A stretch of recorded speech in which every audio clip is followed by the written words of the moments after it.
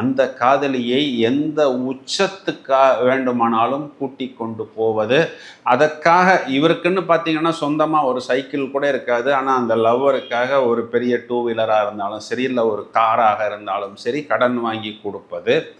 நிறைய இடங்களில் பார்த்தோம் அப்படின்னா இந்த காதலில் இவர்கள் தோற்க வேண்டிய ஒரு சூழ்நிலை வந்தாலும் திரும்பவும் நான் லவ் பண்ணின பொண்ணு எங்கே இருந்தாலும் நல்லா இருக்கட்டும், என்னைக்காவது அந்த பொண்ணு திரும்ப வந்தாலும் நான் அதனை ஏற்றுக்கொள்வதற்கு தயார்.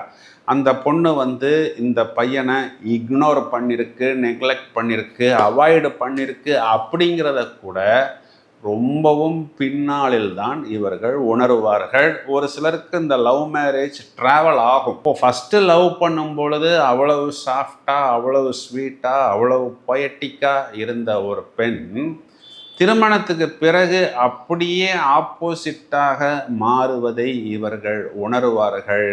எல்லா இடங்கள்லையும் இவர்களை இவர்களுடைய லைஃப் பார்ட்னர் டாமினேட் செய்யும் பொழுது பிறகு நாம் எதற்காக லவ் பண்ணினோம் அப்படின்னு இவர்கள் ஏங்குவார்கள், அதற்காக வருத்தப்படுவார்கள்.